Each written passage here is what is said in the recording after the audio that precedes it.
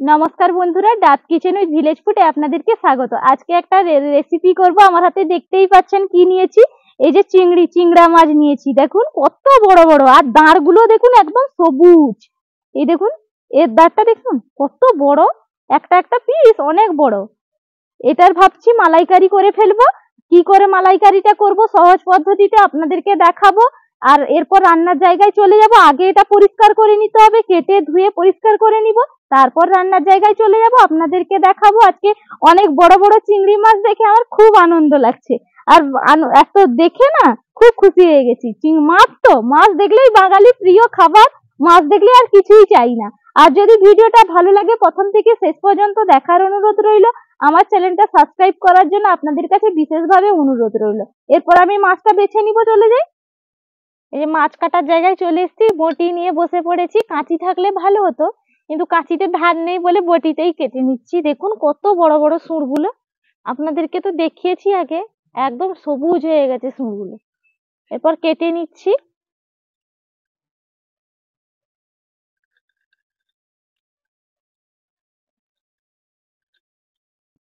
দেখুন মাথাটা সুরটা কেটে দিয়েছি, চোখগুলোও কেটে দিলাম। এরপর আপনারা চাইলে এই সুরটা রাখতেও পারেন, আবার কেটেও দিতে পারেন। এটা রাখলে দেখতেও ভালো লাগে, আপনারা চাইলে কেটেও দিতে পারেন, আমিও কেটে দিব। এর নিচে যে সুরগুলো আছে এগুলোও কেটে দিব ভালো করে পরিষ্কার করে।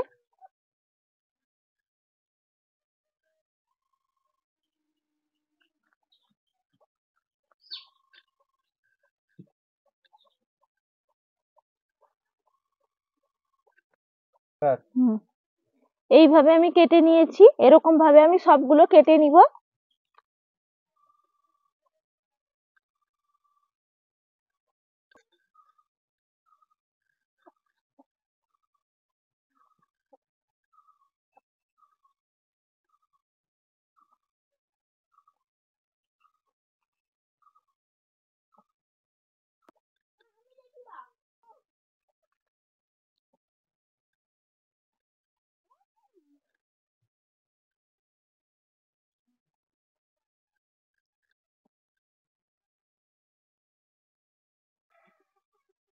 কেটে নিয়েছি।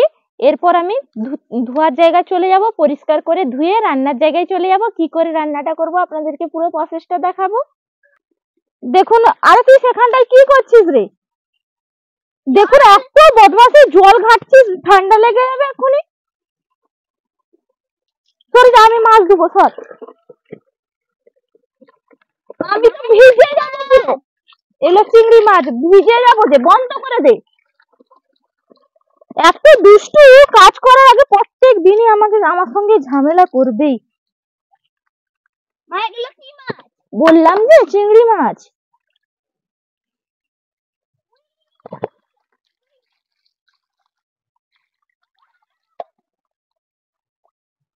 এই মাছ ধুয়ে চলে এসেছি, সমস্ত কিছু গুছিয়ে নিয়েছি। কি কি নিয়েছি আপনাদেরকে দেখিয়ে দিচ্ছি। মশলার জন্য নিয়েছি কাঁচা লঙ্কা, আদা, পেঁয়াজ, রসুন। আর এখানে নিয়েছি কাজু বাদাম, সাদা সর্ষে, কালো সর্ষে, নিয়েছি গরম মশলার গুঁড়ো, লাগছে গোটা জিরে, লাগবে লাল লঙ্কার গুঁড়ো, সর্ষের তেল, চিনি, লবণ, গোটা গরম মশলা, লাগছে হলুদ, লাগবে ঘি, আর লাগবে নারকোল, লাগবে টক দই। কি করে রান্না করব আজকে সহজ পদ্ধতিতে আপনাদেরকে দেখাবো। আপনারা প্লিজ দেখতে থাকুন, প্রথম থেকে শেষ পর্যন্ত দেখার অনুরোধ রইল। আর আমার চ্যানেলটা সাবস্ক্রাইব করার জন্য আপনাদের কাছে বিশেষভাবে অনুরোধ রইল। আমি এরপর মশলাগুলো বেটে নিব। তার আগে আমি এখানে লবণ আর হলুদটা দিয়ে মাছটা আমি মাখিয়ে রেখে দেব 2-3 মিনিটের জন্য। মাপ অনুযায়ী আমি দিয়ে দিব হলুদের গুঁড়ি, মাপ অনুযায়ী দিয়ে দিব লবণ। এরপর আমি ভালো করে মাখিয়ে দিব।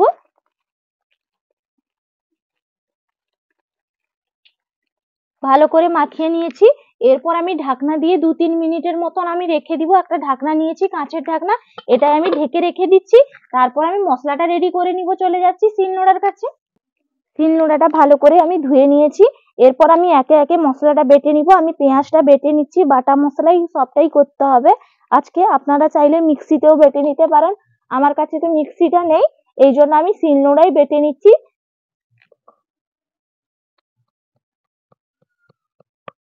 পেঁয়াজটা আমি বেটে নিয়েছি, এরপর আমি প্লেটে তুলে নিলাম। এরপর আমি রসুনটা বেটে নিব।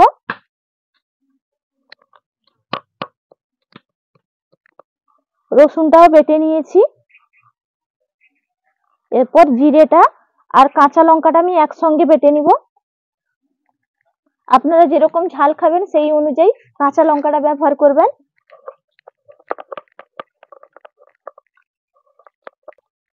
জিরে আর কাঁচা লঙ্কাটা আমি বেটে নিয়েছি। এরপর আদাটা বেটে নিব, তারপর কাজু বাদাম সর্ষেটাও বেটে নিব। আদাটাও বেটে নিয়েছি, সমস্ত মশলা বেটে নিলাম। এরপর তুলে নিচ্ছি, প্লেটে তোলা হয়ে গেল। এরপর আমি কাজু বাদাম, সর্ষে, কালো সর্ষে, সাদা সর্ষেটা বেটে নিব।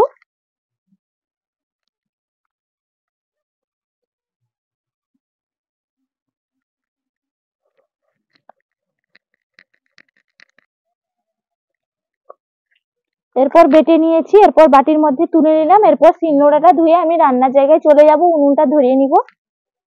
মশলা বেটে নিয়ে চলে এসেছি। এরপর নারকেলটা আমি ফাটিয়ে নিব, তারপর আমি উনুনটা ধরিয়ে নিব। আগে নারকেলটা কুড়িয়ে নিতে হবে আর নারকেলের দুধটা বের করে নিব। এই জন্য নারকেলটা আগে ফাটিয়ে নিব।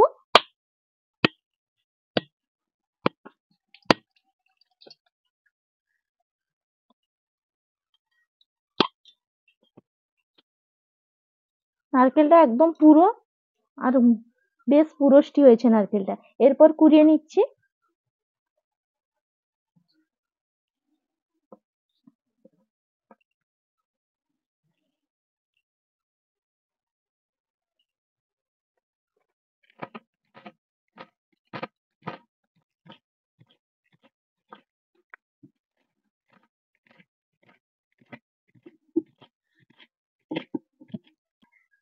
নারকেলটা কুড়িয়ে নিয়েছি। এরপর নিয়েছি বাটিতে একটু গরম জল নিয়েছি। গরম জল দিলে ভালো দুধটা বেরোয়, এই নারকেলের দুধটা। এই গরম জলের মধ্যে আমি দিয়ে দিব।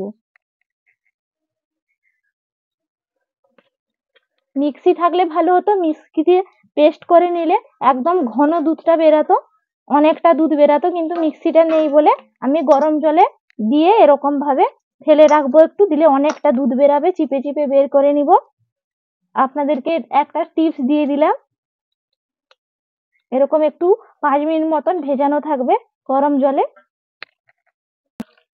দেখুন একটা ছাঁকনি নিয়েছি আর একটা জামবাটি নিয়েছি, আর গরম জলে যে ভিজিয়ে রেখেছিলাম দেখুন কতটা সাদা ধপধপে একদম দুধ বেরিয়েছে। এরপর এরকম ভাবে আমি নারকেলটা চটকে দিব হাত দিয়ে। এরপর আমি ভালো করে চিপে চিপে ছেঁকে নিব।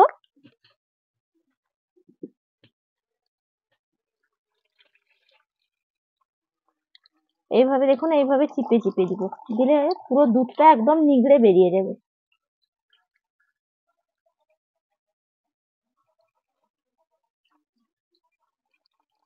দেখুন কতটা দুধ বের করে নিয়েছি নারকেলের। এরপর উনুনটা ধরিয়ে নিব। উনুনটা ধরিয়ে নিয়েছি, আমি কড়াইটা চাপিয়ে দিব। কড়াইটা চাপিয়ে দিলাম। কড়াইটা গরম হয়ে গেছে, কড়াইয়ে দিয়ে দিব সর্ষের তেল। আজকে পুরো রান্নাটা আমি সর্ষের তেলে করব। তেলটা গরম হয়ে গেছে, এদিকে আমি ঢাকনাটা খুলে নিয়েছি। 3 মিনিট পর চলে এসেছি, আপনাদেরকে তো দেখালাম। এরপর আমি ভেজে নিব মাছটা। খুব বেশি করে ভাজবো না, আমি হালকা করে ভেজে নিব।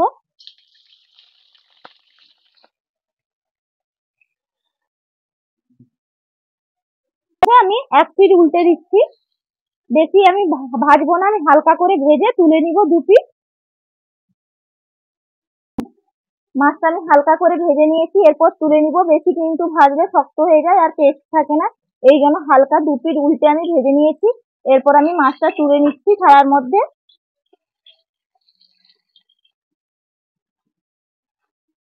মাছ ভাজা কিছুটা তেল থেকে গেছে, সেই তেলে আবার একটু সর্ষের তেল দিয়ে দিলাম। তেলটা গরম হয়ে গেলে আমি এখানে গোটা এলাচ, দারচিনি, লবঙ্গটা দিয়ে দিব। এলাচটা একটু বেশি দিতে হবে, এলাচটা বেশি দিলে ভালো লাগে, এই জন্য এলাচটা আপনারা বেশি করে একটু দেবেন। এলাচের মুখগুলো একটু ফাটিয়ে নিব। এরপর আমি তেলের মধ্যে দিয়ে দিচ্ছি।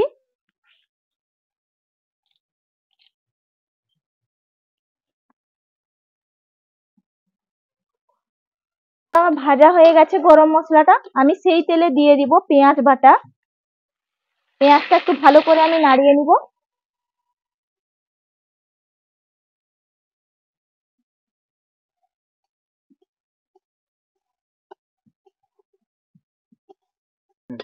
পেঁয়াজটা দেখুন একটু ভাজা ভাজা করে নিয়েছি। এরপর দিয়ে দিব আমি রসুন বাটা, আদা বাটা আর কাঁচা লঙ্কা জিরেটা যে একসঙ্গে বেটে রেখেছিলাম সেই বাটাটা দিয়ে পর ভালো করে একটু নাড়িয়ে নিব। সমস্ত মশলাটা আমি ভালো করে ভেজে নিয়েছি। এরপর আমি এর মধ্যে দিয়ে দিব হলুদের গুঁড়ি। এখানে মাপ অনুযায়ী হলুদের গুঁড়িটা দিলাম। এরপর দিয়ে দিব কাশ্মীরি লঙ্কার গুঁড়ো,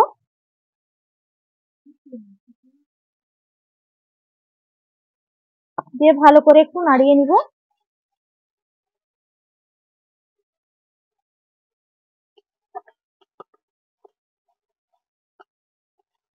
ভালো করে সমস্ত কিছু মিশিয়ে নিয়েছি আর ভালো করে কষিয়ে নিয়েছি। এরপর আমি পরিমাণ অনুযায়ী একটু জল দিয়ে দিব যাতে মশলাটা বসে না যায়। এই জন্য একটু জল দিয়ে ফুটিয়ে নিব মশলাটা।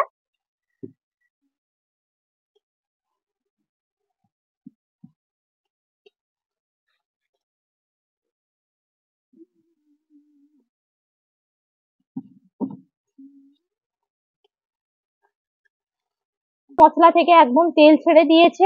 এরপর আমি এর মধ্যে দিয়ে দিব টক দই। আমি এখানে 3 চামচ টক দই নিয়েছি। এরপর দিয়ে দিব এখানে যে কাজু বাদাম, সাদা সর্ষে, কালো সর্ষে এখানে যে বেটে রেখেছিলাম এই বাটাটা আমি এর মধ্যে দিয়ে দিলাম। দিয়ে ভালো করে আমি আবারও একটু কষিয়ে নিব।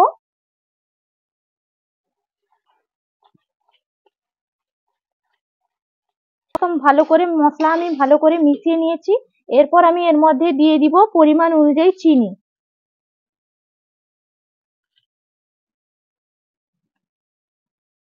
এরপর ভালো করে আবার একটু নাড়িয়ে নিব।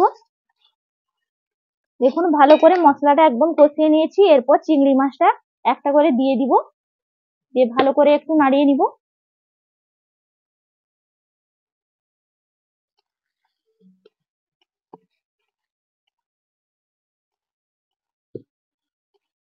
ভালো করে দেখুন নাড়িয়ে নিয়েছি। এরপর সবার শেষে আমি দিয়ে দিব নারকেলের দুধটা,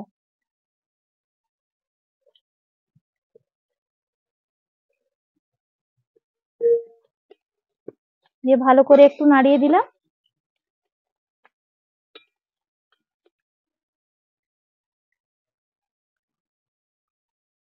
দেখুন রান্নাটা হয়ে গেছে। এরপর নামানোর আগে আমি দিয়ে দিব গরম মশলা,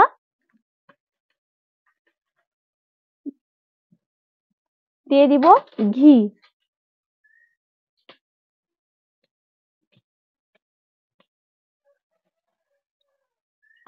এরপর একটু নাড়িয়ে আমি নামিয়ে নিব। দেখুন কতটা দেখতে সুন্দর হয়েছে আর গ্রেভিটাও কতটা সুন্দর হয়েছে। এরপর আমি নামিয়ে নিচ্ছি। দেখুন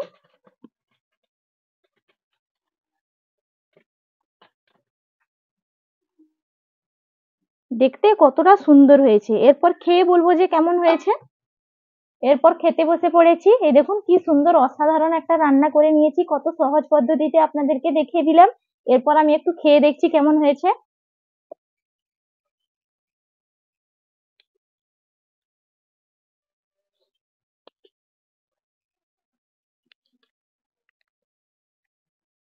গ্রেভিটা খুব সুন্দর হয়েছে আর গন্ধটাও দারুণ উঠছে।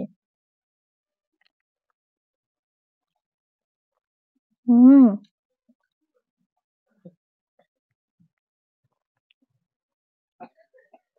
হুম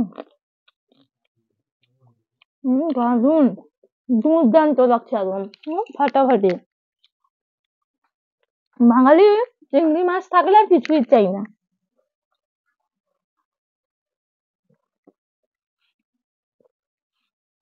আপনারাও এইভাবে বানিয়ে বাড়িতে খাবেন, বাড়ির সবাইকে খাওয়াবেন, সবাই খুশি হয়ে যাবে।